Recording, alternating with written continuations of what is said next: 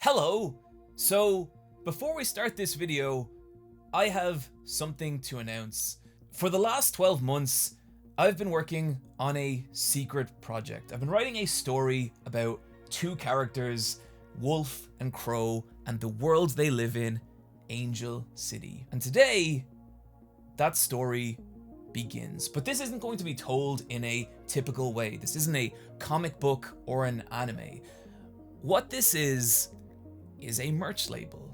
Each t-shirt, each poster, each hoodie being a window into that world, a little piece of that story. Each run of merch, a new arc in that wider narrative. And its first arc, Moments Between, launches today. Each piece of the collection illustrated by one of my absolute favorite artists on the internet, each one of whom have taken this world and these characters and recreated them in their own unique style. And I am so goddamn proud of what they've done. But it was also important to me that those artists got paid well and worked comfortably. And that counts for everyone who was a part of this, from the people who drew the illustrations to the factory workers who made the fabric. Which is why I've partnered exclusively with manufacturers who have shown a commitment to ethical labor. And on my end, I'm currently in the process of bringing on a sustainability consultant because my god, that shit is more complicated than you think it is, as well as donating 10% of all profits to environmental and humanitarian causes. And I'm going to be doing that forever. If you've been watching me for a while, you'll know that for a long time now, I've wanted to make something of my own and not just talk about other people's stories.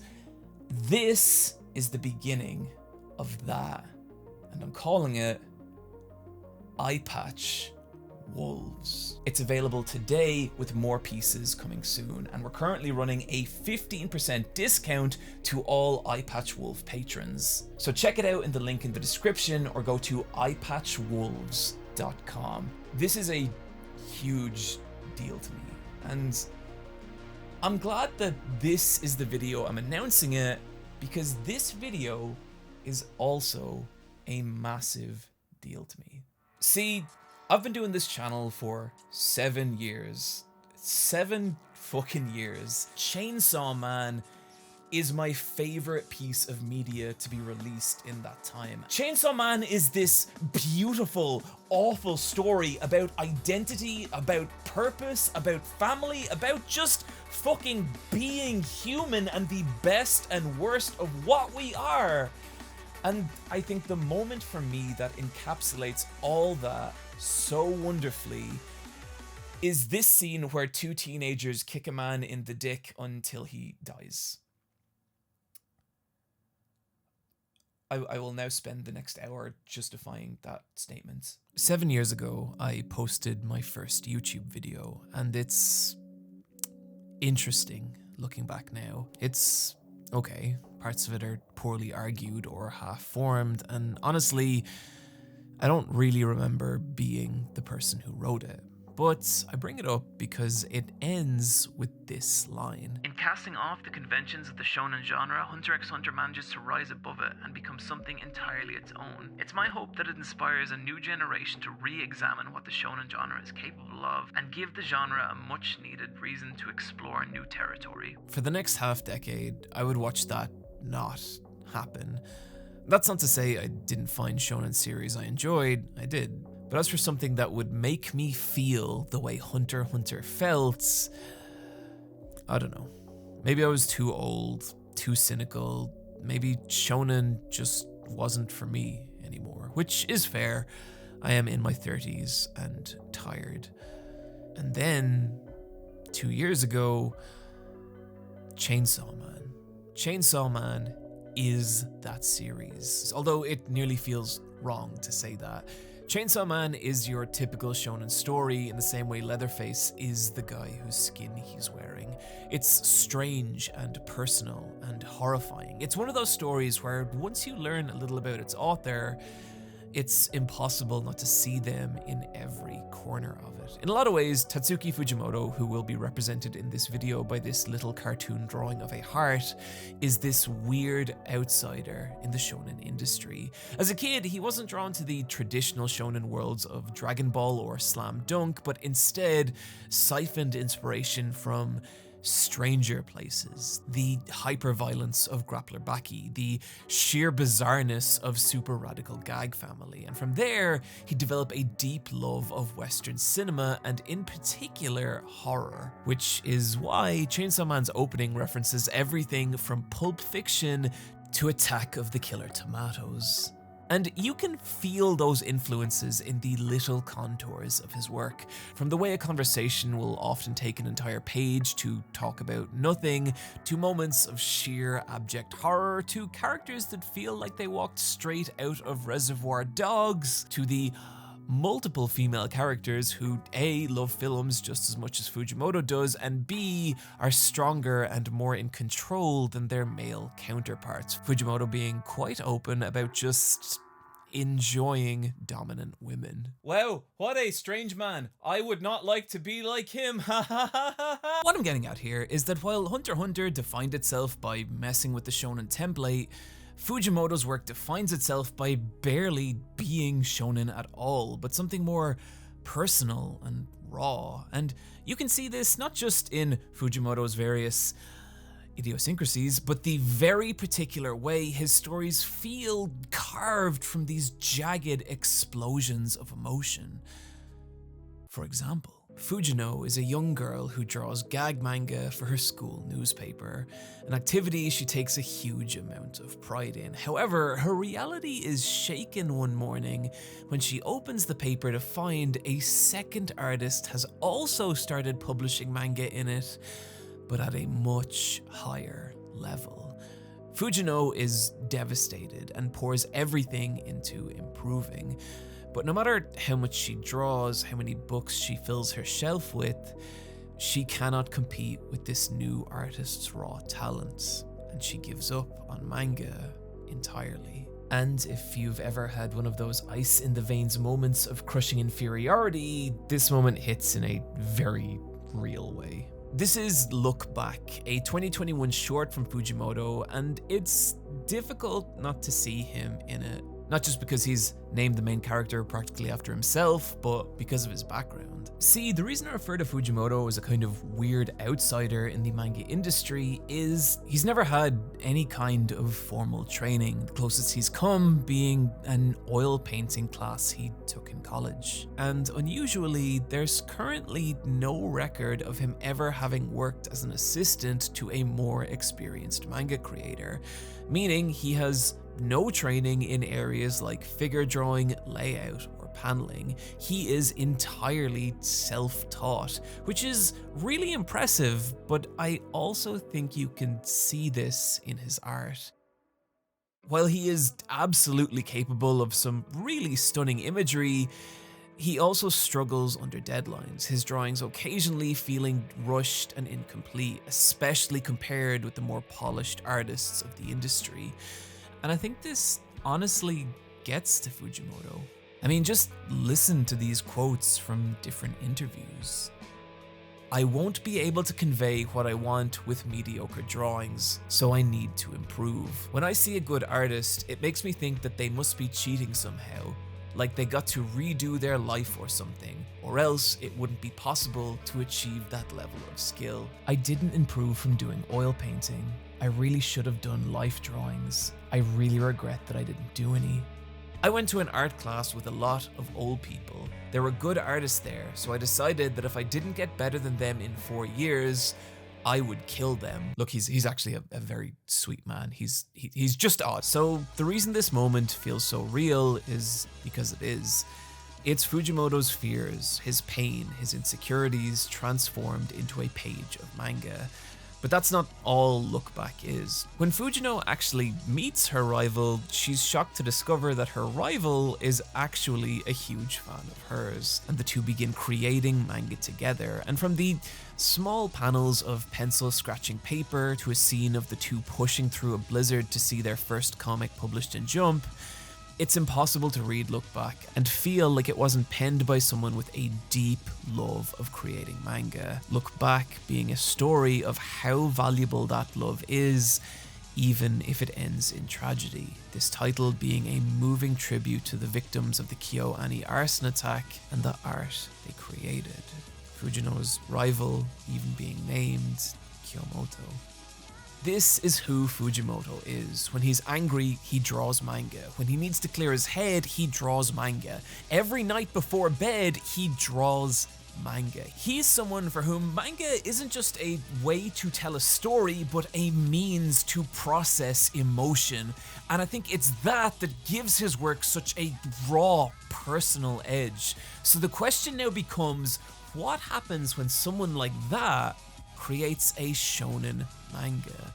Well, we actually got an answer to that long before Chainsaw Man in Fujimoto's first serialized manga, Fire Punch, which is a very, very strange series. And to illustrate this, here is how I imagine the pitching session for Fire Punch went. Hey, Fujimoto, welcome. So, what do you got for us? Thanks for having me. It's called Fire Punch. Okay, that's a good, strong title. I take it it's about a boy who has fire powers? No. His power is regeneration. Okay, sure, but why is it called Fire Punch? Oh, okay. No, sorry. It's because an evil fascist wizard shot him with a magical flame that just never goes out.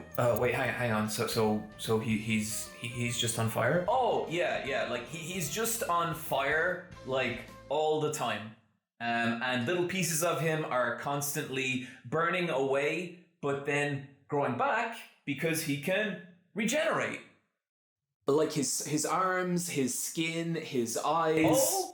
Okay, and I guess he doesn't feel any pain because... Oh, yeah, no, he's in agony all the time. Jesus Christ. Oh, okay, so how does it start? Tell me how it begins. His little sister cutting off his arm with an axe so she can eat it.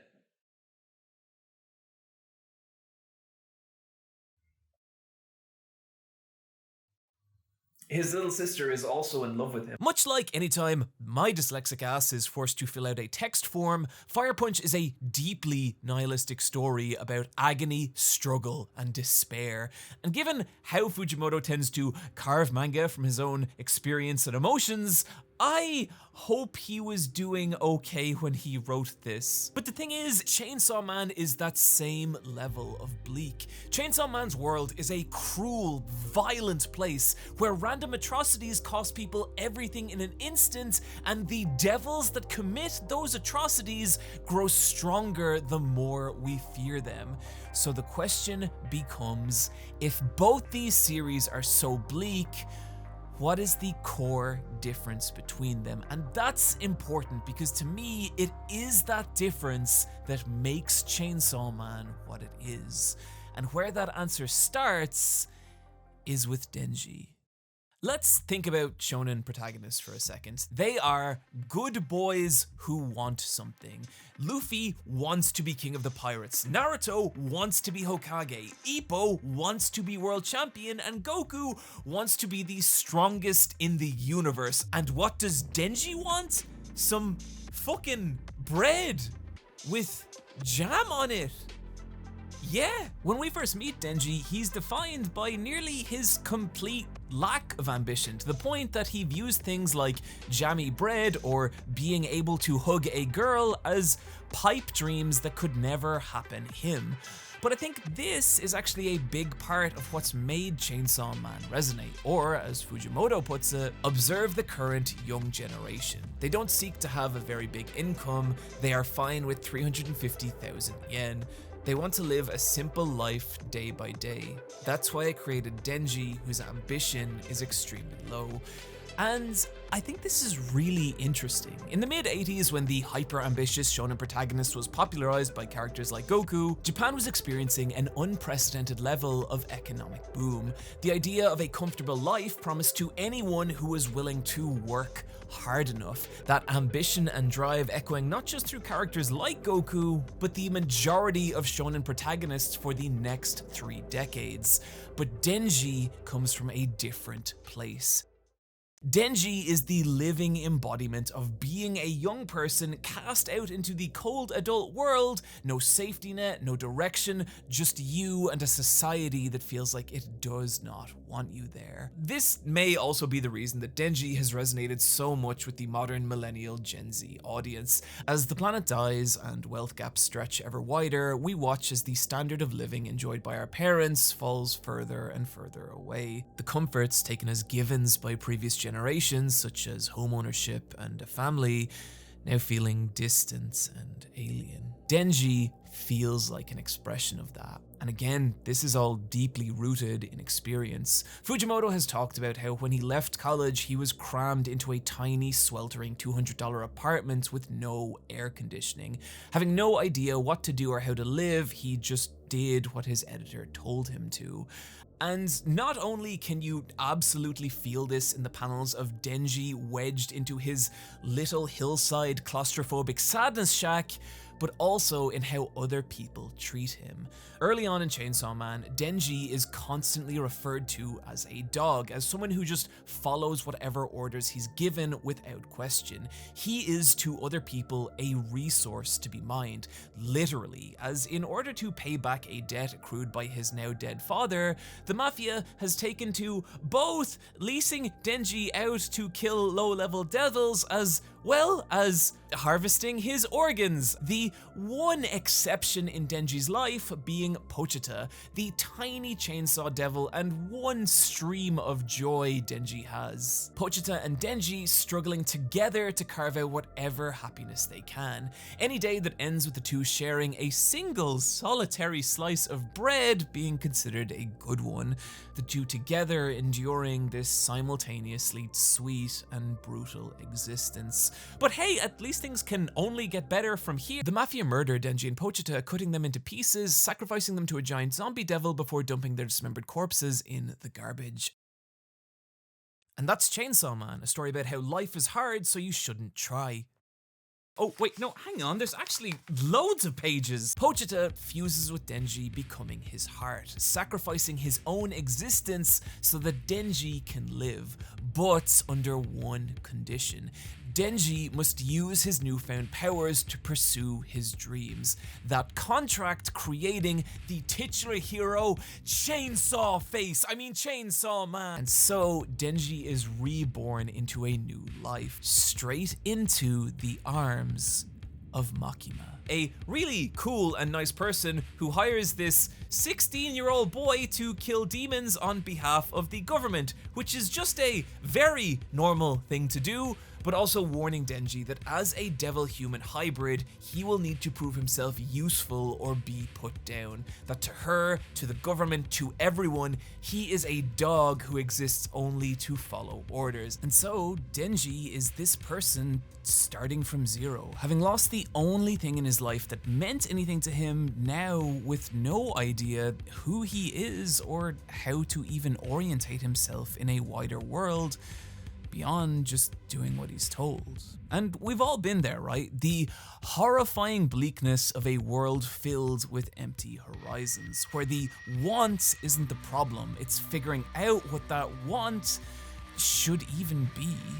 A bleakness Denji comes to understand when he learns fulfillment can not be reached through unlimited quantities of jammy bread and begins his journey of Maslow hierarchy of needsing his way towards more meaningful goals. The first one of those goals he finds on the floor of a filthy apartment. Denji's new ambition in life being to touch a boob. Yeah. Okay, so I have definitely just lost at least a couple of you, but I promise this goes somewhere meaningful and healthy. But unfortunately, I made a promise to myself a long time ago that I was never going to become one of those men on the internet trying to explain why his boob anime is actually super deep. So you're just gonna have to take my word for it. Anyway, let's look at how Chainsaw Man uses its supporting characters to— No, take that banner down. Take that fucking banner down. No, I don't want to do this. I don't want to do this. Don't cut to a title card. Don't cut to a title. Not long after Denji sets off on his titty quest, he's introduced to his new partner, Power, the Blood Devil. A devil in Chainsaw Man's world is a being created from a concept steeped in fear. The more people fear that concept, the stronger the devil associated with it. Power specifically is a fiend, a devil that has taken over the dead body of a human, who now has been captured by the government and, like Denji, must prove her worth as a devil hunter or be eliminated. And so, even though Power looks human, she really isn't. Power is like a wild animal trapped in a human body, leashed in a collar and tie, and you can see that in her design. Her clothes constantly ill-fitting and disheveled, like she doesn't really understand how to wear them or what their purpose is. If early Denji is defined by his struggle to understand what he wants, early Power is defined by knowing what she wants and being a fucking asshole about it. And to illustrate this point, here is a little section I like to call the many instances of Power being a goddamn nightmare. Power is rude. Power is a pathological liar. Power alters her own memory to win arguments. Power is asked to eat her vegetables, grows irate. Power is asked to flush the toilet after use, grows irate. Power is asked to take a bath because she is disgusting, grows irate. Power secretly drinks her friend's blood while they sleep. Power will sometimes, for no reason at all, talk in an old English accent. Power is openly racist towards all humans. Power kills a man by accidentally hitting him with a car, immediately lies about it despite still sitting in the car, her hands still on the wheel. Power, halfway through Chainsaw Man, begins to refer to herself as the President. Power's allies are trapped in a horrifying death struggle. Power does not help, but instead decides she wants to win a Nobel Prize. A prize she will then use to become Prime Minister so she can implement a 100% sales tax to watch humanity suffer. Power is the worst. And I love her. The appeal of Power is watching all the most intolerable parts of yourself. The gluttony, the narcissism, the constant craving for human blood, the total lack of any kind of self-awareness or empathy just be inflicted on every other character in the story. And not only is it entertaining to a quite ridiculous degree, it's also a great example of how Fujimoto's wide range of influences has contributed to some of the most compelling parts of his story. The actual inspiration for Power being Eric Cartman from South Park. Power is that kind of nightmare. And while it should all make her so easy to hate, she isn't. She's maybe the most popular character of Chainsaw Man. And I think that's because, just like Denji, Power has an exception. Nyako is a small starving cat Power meets on one of her naked forest murder rampages, but deciding Nyako is too skinny to eat, Power decides to fatten the cat up before devouring her, which never happens because after raising Nyako back to health, Power falls completely in love with her. And watching her realize this as she and Nyako stares into the night sky, Power absorbing the revelation that there is now a being outside of herself that she cares about, this was the panel where I started to realize, oh god, I think I really love this series. Because it's this moment you realize that Power is just like Denji. Beyond all her bravado and bullshit, she too is this lost little creature trying to figure out what really matters to her. And I fucking love this about how Fujimoto writes characters. No matter how dangerous or insane they are, most of them have this little exception written into their character that humanizes every other part of them. Katana Man's love for his shithead grandfather, the three brothers' unhinged belief in nothing but each other, the fact that Kobani is just really good at Dance Dance Revolution. But my personal favorite example of this is Quan Chi. a Chinese assassin who's initially introduced as if the entirety of humanity came together and held a bare-knuckle fighting tournament, Quan Chi would take first place. Quan Chi is terrifying, possessing a horrifying strength and speed that lets her literally cut through all enemies and transform any conflict she's a part of into this hopeless, violent struggle for survival, flanked at all times by her deadly squadron of fiends, who she also has a bunch of sex with. That's all very fun, but I just fucking love how much humanity Fujimoto instills in Quan Chi in this one panel, where it's revealed that in exchange for taking on a dangerous mission, all Quan Chi wants is for her little lesbian zombie girlfriends to be granted human rights and a basic education, because she loves them and wants what's best for them. And it's such a small detail, but it transforms everything about how you understand this character and what drives her. Also, just her relationship with Kishiba and their little backstory, and oh, it's so good. And just the picture of her watering her plants, she's so lovely. Just like Power, Quan Chi has this little humanizing exception to her, and it is that quality that leads to Power saying she'll let Denji touch her boob if he gets Nyako back from the giant bat devil. Yeah, I forgot we were talking about that too. Denji succeeds, and when Power lets him know that it's time for him to claim his prize. Oh god, I don't know how to fucking write this without sounding like a weirdo. What follows is, well, a moment I'm not sure YouTube's going to be cool with, but it's important. Because this moment, it isn't sexy or intimate or anything. Rather, it just feels uncomfortable. And when it's over, Denji is left empty. If you've ever poured your entire being into obtaining something and are unfortunate enough to have gotten it, this moment likely hits a little hard. This realization that what's behind you didn't fulfill you like you hoped, and what's in front of you is now an empty horizon.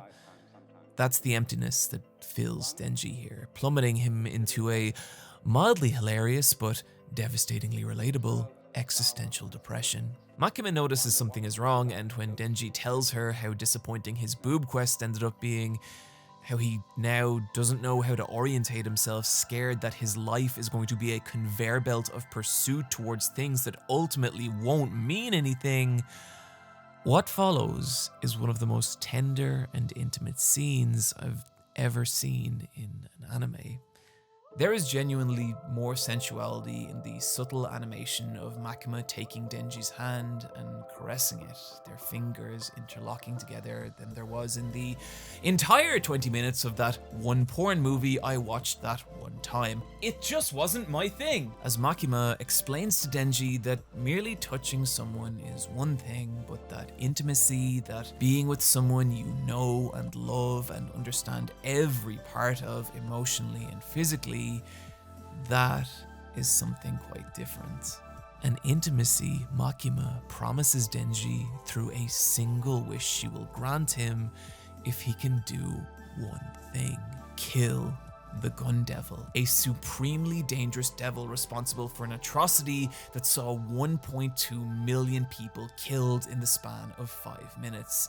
And so Denji acquires a new goal: real romantic intimacy, bringing the boob arc to a close. But what's so special to me about this arc isn't even what Denji learns about intimacy, or how what he wants won't always be what will fulfill him, but something else. Check out this panel of Power and Denji not long after they first meet, and you can see the distance between them.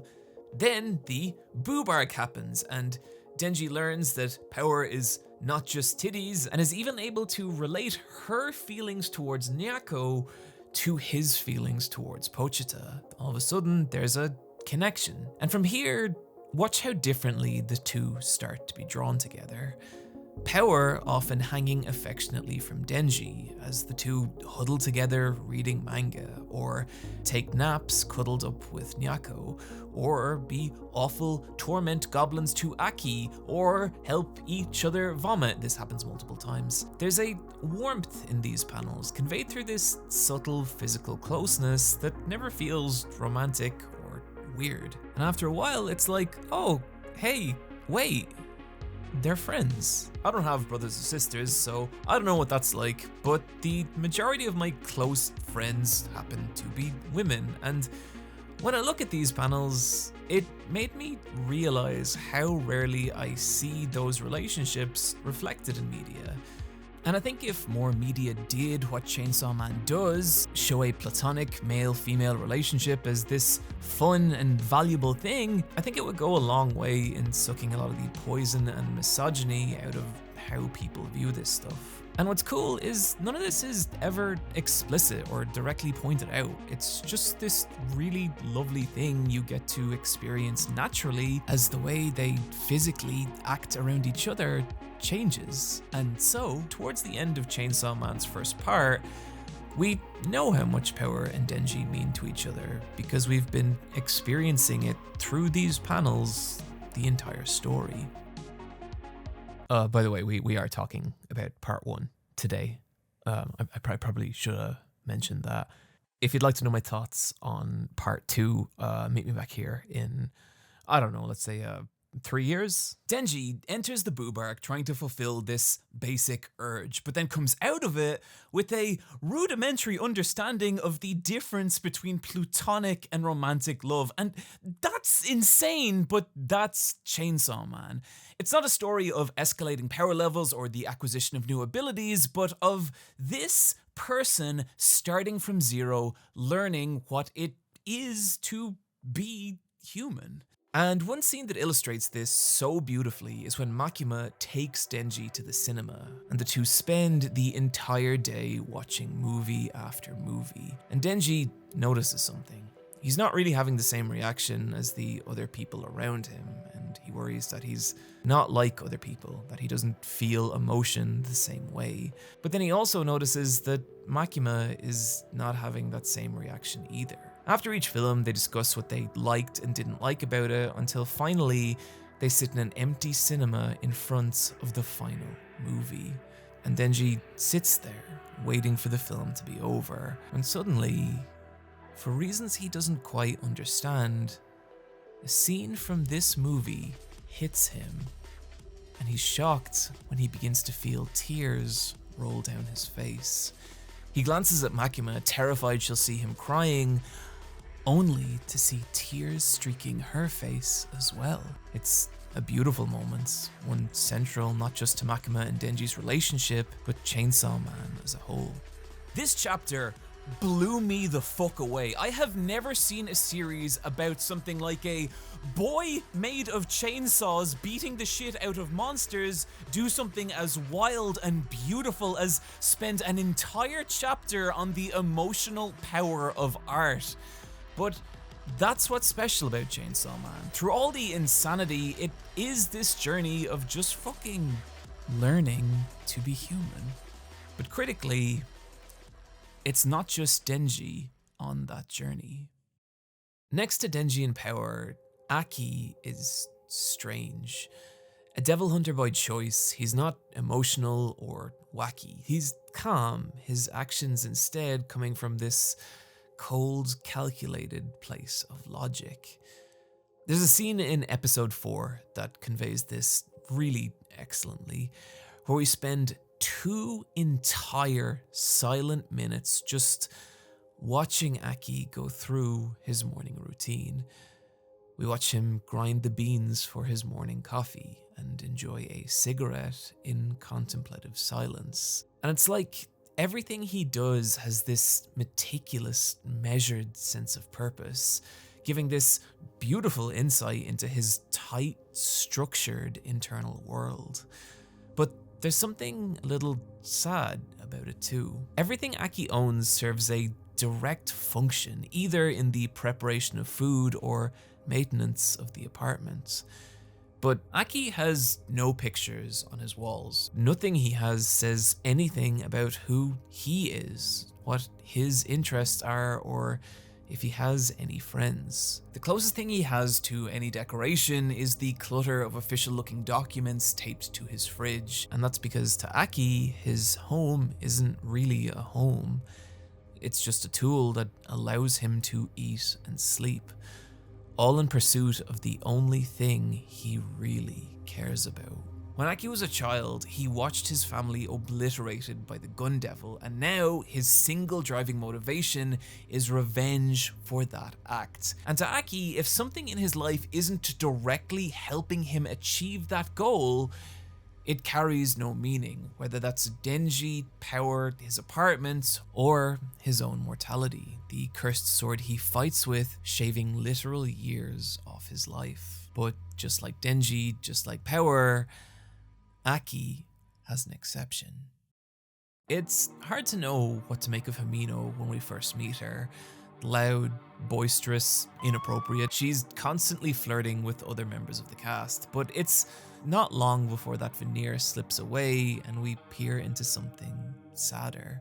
When Aki first meets Himeno, she's burying her 6th partner, who Aki is now replacing.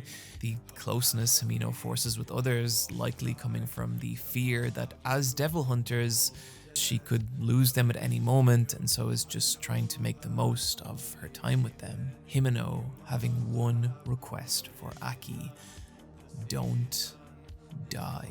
Himeno becomes Aki's exception, the one person he lowers his guard around and enjoys life with. And through a series of flashbacks, you start to see how this relationship has shaped Aki. Like one scene where Himeno tells Aki that if they're going to be partners, he's going to need to take up smoking so that she has someone to smoke with. Aki protests, saying cigarettes rot your bones, before finally giving in and saying that this one time he will smoke his first and last cigarette for her. We then smash cut to years later, Aki anxiously asking Himeno if she has any cigarettes left. I love this. It's funny and it's such a small moment, but it contains so much of what Chainsaw Man is. Up until now, we've just seen Aki smoking as an Aki thing, as something he does, but now we feel Himeno's fingerprints in that behavior. But it's not just that. Aki's drinking, his piercings, his eventual realization that just existing for the people you love can be enough. These are all the ways that Himeno has shaped Aki. She is responsible for the most human parts of him. So in Denji, Power, and Aki, you have these 3 characters, each of whom have this exception, this person who makes them double back on who they thought they were. Pochita telling Denji to pursue his dreams, Nyako exposing Power to the fact that other beings exist, Himeno imparting on Aki how cool smoking is, also that other people are important or whatever. Individually, each one of these stories is great, but the real joy of Chainsaw Man is watching what happens when Makima orders Power and Denji to move in with Aki, and they hate each other. Aki despises Denji, seeing Denji's pathetic ambitions for becoming a devil hunter, the pursuit of girls and jam, as an insult to everything he's lost, and Power as one of the disgusting creatures who took his world away, while Denji sees Aki as just one more asshole authority trying to leash him, and Power viewing them both as, well, any living thing outside her and Nyako as expendable sacks of meat. But slowly you start to see these little concessions, like Aki offering Power and Denji chewing gum to calm the fuck down. And it's slight, but it's the first time we see any real compromise between the 3, and gradually those compromises become more meaningful, begrudgingly at first, like Power using her blood magic to clot Aki's wound because it's just easier than cooking her own meals. And slowly, the same way we watch Power and Denji's relationship transform, we watch the same thing happen Denji, Aki, and Power. They share meals together, they get in silly arguments about things that could not possibly matter, they take trips together, they even comfort each other, like this panel of Denji and Power all sleeping in the same bed because Power has started having nightmares and is scared to sleep alone. Someone in my Discord recently said how a lot of the appeal of Chainsaw Man is getting to sit around a table with these three idiots, and I agree with that, because it's in those moments you realize not just, oh, hey, they've become a weird little family, but something more. These three characters have become each other's exceptions. A core message running through Chainsaw Man being that the people you love will change you. And we saw that in the moment with Aki and the cigarette, but the most beautiful example of it in the entire story comes when... slight spoilers here, if that's something you care about. When the three take a trip to visit Aki's family grave, and Denji and Power spend the entire 2 days being goddamn little nightmare goblins. And so by the final night, Aki just sits there alone, staring out at the snow, and when Denji comes to join him, Aki tells Denji how awful this trip is every year, how it brings back the memories of everything and everyone he's lost. But how this year, he was so busy trying to wrangle Power and Denji, he just didn't have time to think about any of that. The next day, Aki puts in a request to withdraw himself, Denji, and Power from the hunt for the Gun Devil, because the Gun Devil isn't what matters to him anymore. All that matters is existing for the people he loves. And you realize Chainsaw Man was never a story about fighting a monster made of guns. It was a story about these three people becoming more human through each other. That's why when the first trailer for Chainsaw Man dropped and I saw this shot, this one fucking beautiful, glorious shot, I thought, oh god, someone at Studio Mappa gives a shit. There is an understanding here of what Chainsaw Man is. And this brings us to a question you will likely be asking if you've never experienced this series. Do you read the manga or watch the anime? And the answer is both, but the manga, but it's complicated. Okay, so before I make some enemies here, I just want to say a manga as good as Chainsaw Man is rare, but then having that manga adapted into an anime adaptation to this level of quality, that is an occurrence so unlikely and joyous it deserves its own goddamn national holiday. And the criticisms I am going to level against it are honestly more emblematic of just how difficult the process of adaptation is, rather than a direct failing of Studio Mappa. But first, let's throw the anime its flowers. The best thing any anime adaptation can do is not just translate the source material, but elevate it.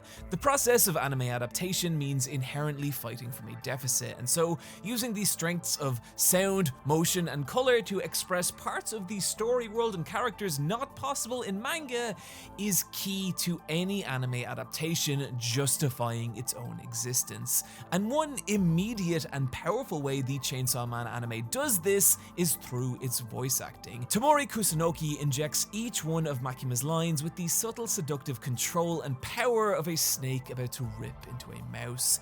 Kenjiro Suda growls Kashiba's dialogue like he's just spent the night gargling rocks and now really needs a coffee, while Feru's Eye delivers Power's speech with the unrestrained energy of a Muppet that's just set itself on fire, which means she killed it.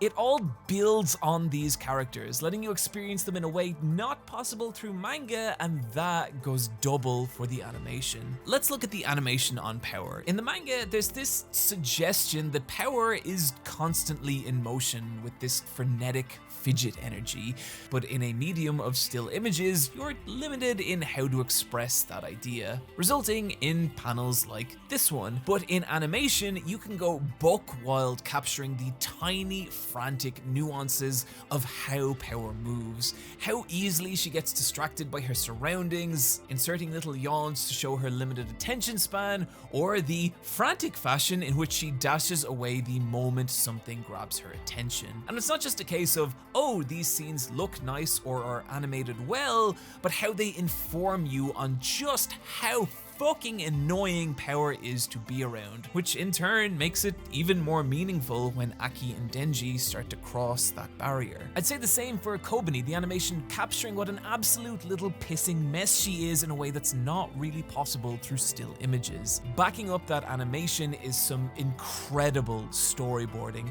It really feels like the storyboard artists put each tiny panel under a microscope and asked themselves, how do we make this feel fucking awesome? Meaning even kind of nothing shots like an old man sitting in a car turn into this.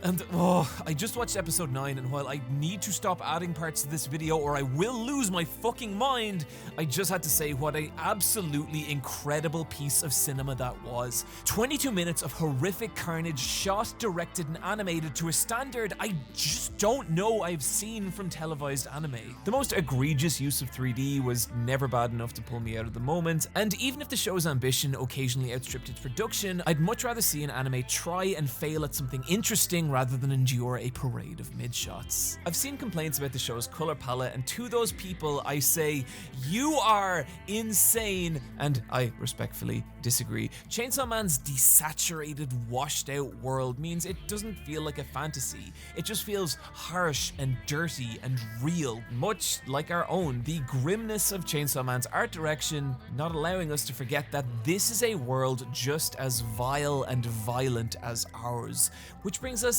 conveniently to possibly the biggest way the anime elevates the material of the manga.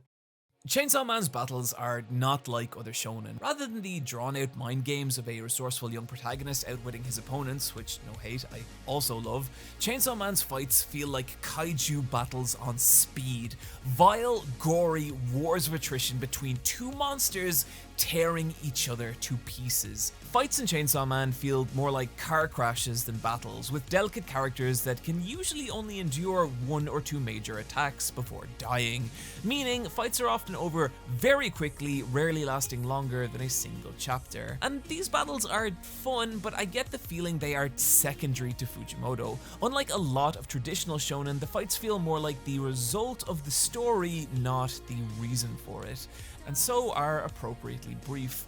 But this is where the anime shines, blowing out those brief encounters into full-on Twitter-crashing spectacles of beauty and chaos, accenting those showdowns with spectacular levels of animated destruction as the world buckles and breaks under the sheer force of these characters. The abilities those characters use also seeing an incredible amount of creativity in how they're interpreted, such as pushing the camera through Aki's fingers for his fox demon attack like we're sliding into a dimension where a creature this dangerous and frightening could exist. But I think the coolest thing the anime does with the battles is just straight up adding entirely new sections to them that fit so well I had to actually go back and check that they weren't in the original. Like the Bat Devil creating a wall of smoke and then diving through it to attack Denji. And while there's only 7 episodes out at the time of writing this, seeing the battles of Chainsaw Man come to life like this makes me so excited for the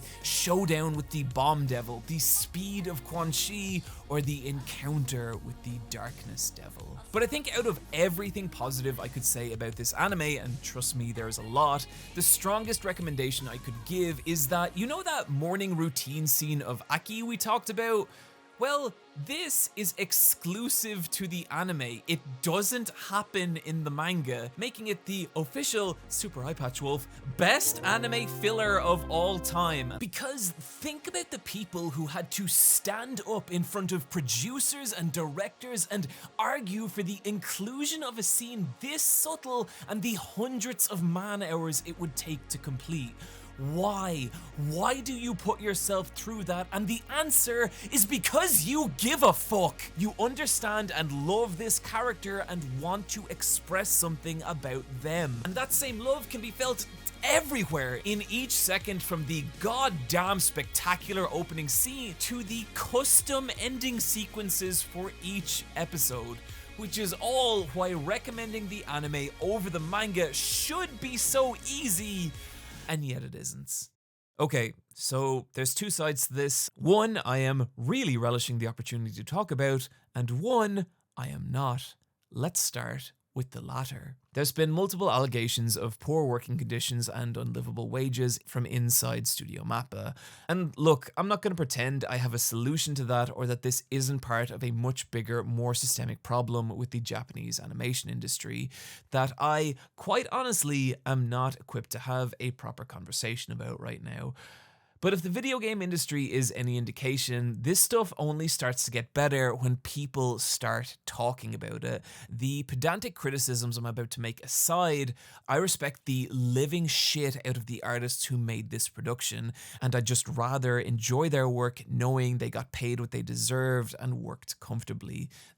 No, I did not enjoy that either.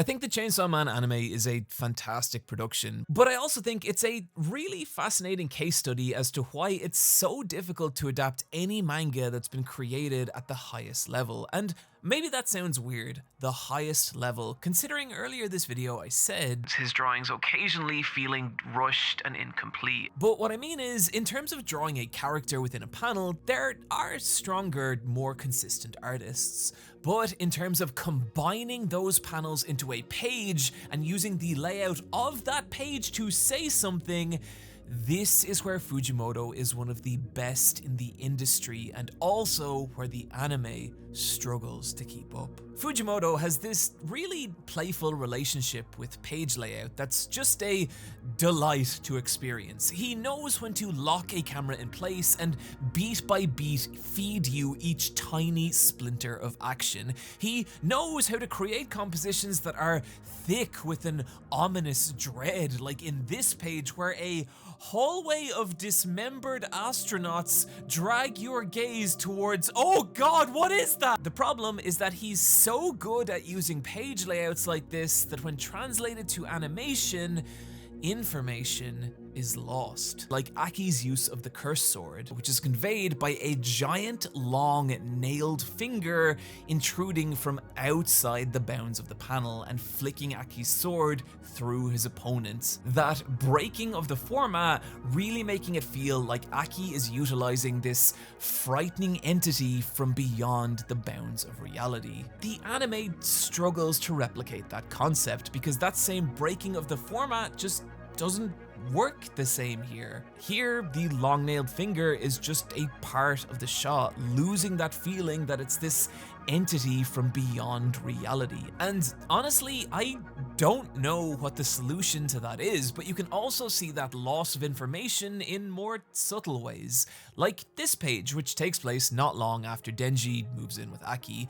The beauty of this page is how each panel of Aki's face gets larger and larger, conveying the escalating claustrophobia and fury he feels at this invader in his living space. The overall composition of this page creating that feel in a way that no single element of it could. But when we're forced to break that composition into a succession of shots like in the anime, you can see how it communicates the same basic idea, but it never slams you with that raw feeling of Aki's escalating rage the same way the page does.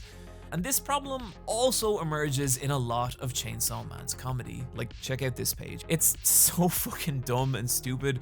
Makima asking Denji if he was planning on kissing someone and he replies no, his face taut with a burning conviction. Himino then asking is he going to kiss her, and with that exact same drawing of conviction he replies yes, showing you what a simple idiot Denji is and how badly he wants to please both women. women. As a page, this is hilarious before you ever even read the dialogue, but that same section from the anime just plays out like a relatively normal dialogue exchange, Denji even having different animation for each response, destroying the entire visual component of the joke when a lazier solution might have actually worked better. This is the thing about Fujimoto's comic work. He knows how to get the absolute most out of even very small touches. Like a YouTuber wearing all his most expensive clothes in a single shot so he can write them off on taxes, Fujimoto is extremely economic with his resources. He knows how and when to spend a panel inserting a single quick swig of a hip flask, a concerned drag of a cigarette, an agitated shift in expression, or mournful tilt of a head. All such small, missable little moments, but they create such beautiful and natural insights into the inner worlds of each character. Like in this scene where Aki speaks to Denji about how if they're going to work together, they're going to need to trust each other, and Denji agrees. But look at the little physical story that plays out over the course of this interaction. Aki using a plate of apples to get Denji's attention, then pulling them away until he's sure that Denji has actually listened to him, before rewarding Denji by sliding the apples back into his reach. And like so many things in this story, it's subtle, but you can see how Aki now understands that Denji is this simple creature motivated most by whatever's in front of him. It's him acknowledging that he and Denji are different, but rather than despise Denji for it, he's using the apples to try and communicate with Denji on his level, conveying this really subtle but kind of beautiful evolution in their relationship, all told through this little physical story that says more than the actual conversation they have. That's the kind of insight Fujimoto creates from capturing little moments like this. And some of my personal favorite and most expressive moments of the story come when Fujimoto takes those little moments and blows them out across entire pages, creating these beautiful compositions where we just sit in the worlds of these characters. Maybe my favorite example of this in the entire manga, however, are these 3 pages dedicated entirely to just Aki lighting a cigarette. Before it falls from his lips, he goes to pick it up before breaking down crying, devastated for the people he's lost. One of the advantages of manga is that you control the flow of time because you decide when to turn the page. And no matter how well this scene is adapted in the anime, you're going to lose that. You're going to lose the ability to just stay here and soak in this character, absorbing each tiny little moment. And granted, that's going to be a subtle distinction to some, but it is that subtlety the manga uses so beautifully. When you read Chainsaw Man, there's a visual layer of storytelling that the anime doesn't capture because it can't. A layer that is so expertly done that if the anime adaptation truly was bad, well, this would have been a very different video. But thankfully, it's not. Both the anime and the manga are great, and you should really check them both out. But there is a little part of me that knows a lot of people are just going to watch this admittedly fantastic anime and never check out Fujimoto's actual comic work. So to try and nudge you a little bit, I want to talk about another of Fujimoto's shorts, not just because it's one of the best things I've ever read, but because I think it shows something else, a principle that makes Fujimoto's work so beautiful and profound. Something I call the dead explosion mother principle, which I will now explain. Goodbye Eri begins with our 12-year-old protagonist Yuta being given a camera phone for his birthday. And look at how Fujimoto frames this. Each panel locked in this rigid ultra widescreen format, and that's because we are viewing the story through the lens of Yuta's camera, giving it this incredibly intimate feel, like we're intruding on the private life of this family.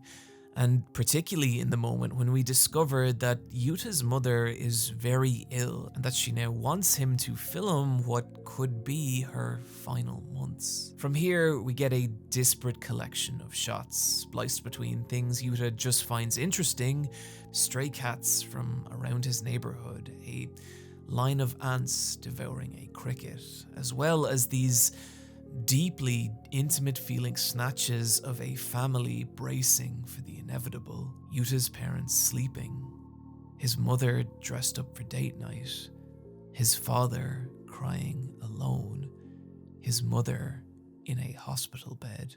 We see a shot of Yuta's father. His mother's condition has worsened and she's requested that Yuta film her dying breath. The weight of the situation palpable in each panel. The car ride to the hospital, the building sign looming against the sky, Yuta's feet stepping towards it, until his pace quickens and he begins to run away from the building and the hospital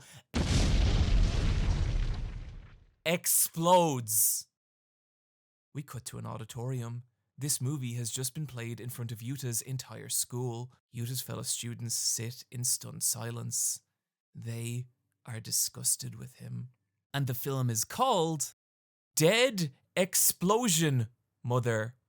This is the first quarter of Goodbye Eri, and I'm not going to tell you anything that happens after this point, just go read it. But I bring it up because there is something here in this ludicrous, insane, slightly unhinged moment that I think speaks to the heart of Fujimoto's work and why it affects people the way it does. Because what Goodbye Eri becomes is this exploration of how and why we choose to show the things we do, why we tell the stories we tell, and how at a point, levity and light are necessary to express grief and pain. How stories can't just be light or dark, because being human is what happens in between. That's what this stupid moment ends up saying. That is the dead explosion mother principle, and whether you believe it or not, I think it's something that Fujimoto really does. One of the reasons I brought up Fire Punch earlier is that Fire Punch is this ridiculously grim, shocking story. It's about agony, it's about endurance, it's about how at the end of both those things there may not be anything that was worth struggling for. It's a story that feels like it comes from this place of just complete nihilism. But then you have Chainsaw Man, and all that is still there. This is still a horrifying world where people lose everything in an instant, and the monsters that commit those atrocities grow stronger the more we fear them. But then in all that, you also have these three beautiful idiots sitting around a table becoming more human together. And I don't really know how else to put it, but going from a story as nihilistic as Fire Punch to something with as much joy, hope, and love as Chainsaw Man, it's literally like watching an author learn to believe in things. And I think that's beautiful. I think that's why you should read Fire Punch and Chainsaw Man. So yeah, that's the end of the video. Thanks for watching. Don't forget to check out the Eyepatch Wolves store. Yeah, and if you haven't read Chainsaw Man, go read it now. Turn off the video and go read it. Yeah, good stuff. Don't look at the timeline. It doesn't matter why there's time left. You don't need to worry about it. That's just for me and the people who have read Chainsaw Man to just do some real boring admin stuff. Nothing exciting. Just it doesn't matter. Anyway, yeah, good. Thanks for watching. Bye.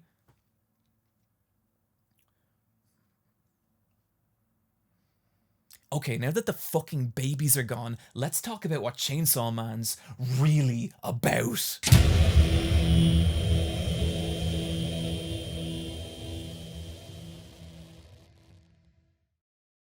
It's difficult not to get pulled in by Makima. Calm, collected, attractive, always in control. But it's like there's these moments, these glimmers of something else peeping through. Like how power immediately shuts up whenever Makima speaks to her, or the occasional glance at Makima's horrifying abilities. She can be so gentle and kind, but also possesses a cruelty that is so pure and frightening, like showing a group of Yakuza a bag filled with the eyes of their loved ones. And so, the entire story, you're wondering, who is Makima? What is she doing?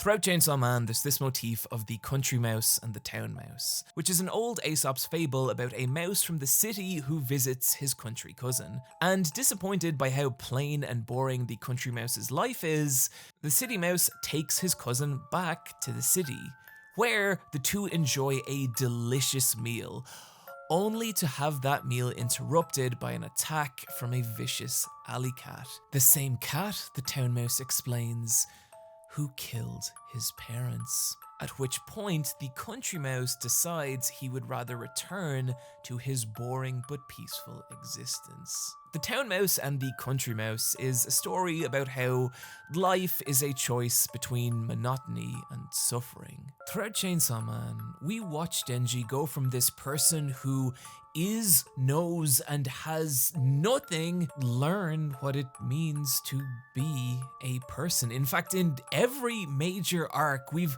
watched Denji acquire some internal value, some piece of being human that changes him. When his allies are killed at the beginning of the Katana Man arc, he doesn't feel anything, but by the end of that arc, the death of Himeno has instilled in him the concept of loss and grief. By the beginning of the Bomb Devil arc, he's still someone who just blindly follows orders, but by the end of it, he's learned choice, even presenting the idea that him and Reza can just run away from everything. And after Power is traumatized in the assassination arc, we see Denji put her well-being before his, even at the very cost of the thing he spent dozens of chapters wanting, a trip with Makima. And so, through Chainsaw Man, through all the crazy battles and batshit insanity, we've been watching this stray dog gather the pieces of being a person.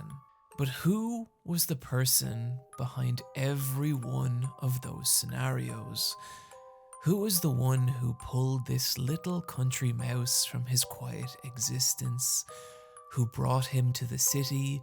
Who fed him delicious food and filled him with ambition and art and longing? It's Makima. But the thing is, Makima isn't the town mouse. She's the cat.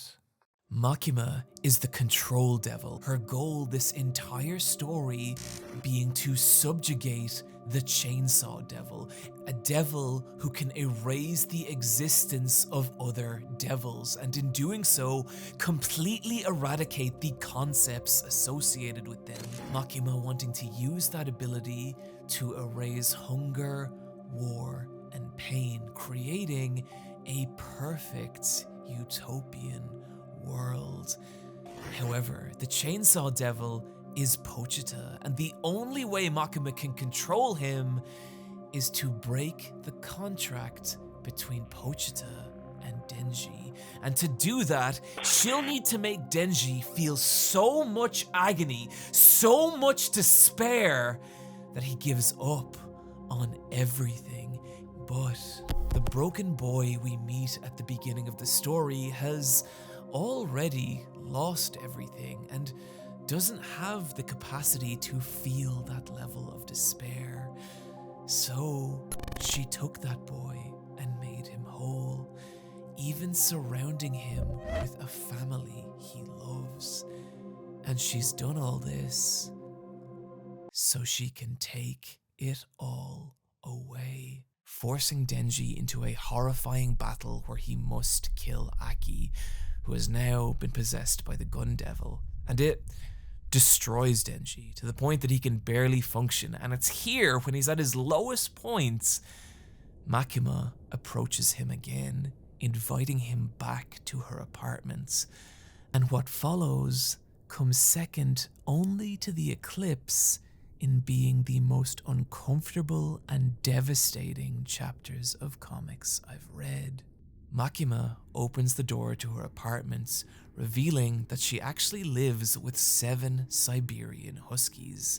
And this should be cute. Makima likes dogs. What could be wrong with that? But it doesn't feel that way. Something feels wrong. And it took me a while to figure out what exactly that is, why this feels so unsettling. But look at how these dogs are drawn. Each of their faces contorted into this ludicrous expression of grinning bliss, uncanny euphoria in their existence as Makima's pet. And Denji recognizes this. Having lost so much, being now so broken, he makes his wish to Makima. He wants to be her dog. And it's simultaneously absurd and heartbreaking. When we first met Denji, he was constantly referred to as a dog, someone who would just follow orders and walk whatever path was laid out in front of him. And piece by piece, we've watched him build himself up from that. We've watched him determine his own value. We've watched him become a person. And now we watch him throw all that away as he submits to Makima's control. But Makima knows it's not complete. She knows there's one more thing she has to take away from him. The doorbell rings. From here, we spend 10 entire pages following Denji and Makima as they make their way through the small space of Makima's apartment towards the front door. Each panel, each minute movement heavy with the horror and dread of what's about to happen. Denji opens the door, and there stands Power, and in her first act of selfless kindness of the entire story, she holds a birthday cake for Denji. And Makima kills her. It's an unfathomably horrifying and cruel moment, but it's in this moment when you begin to understand what Chainsaw Man really is. The story concludes with some interesting choices. Again, Fujimoto is a strange man, but I think it's at this point that, to me, Chainsaw Man has said what it wants to say. Makima's whole overarching goal is to separate joy and pain, to erase anything negative from humanity. But as we've seen from this entire story, that's not what being human is. To be human is to experience those things in concert. It is to have happiness validated by sadness, to have pain contextualized by joy, and that's what I think is so beautiful about Fujimoto's work. These simultaneous expressions of the best and worst of what life is. Whether it's a pair of girls pursuing their dream that ultimately ends in tragedy, an exploding hospital in an idiot boys movie, or 2 teenagers repeatedly kicking a man in the dick because they think it's funny, but also because it's the only way they know how to express both the love and the pain they feel for the person they've lost. This is, to me, the ultimate message of Chainsaw Man. You are the sum total of the best and worst things you've experienced. And what a horrifying, beautiful message. And it's kind of awful, right? Like it's shitty and it's not fair and it sucks, but it all made you who you are. And you're still here, you know? No matter what fucking else has happened, you're still here. And I think that's beautiful. I think that's why Chainsaw Man is a goddamn masterpiece.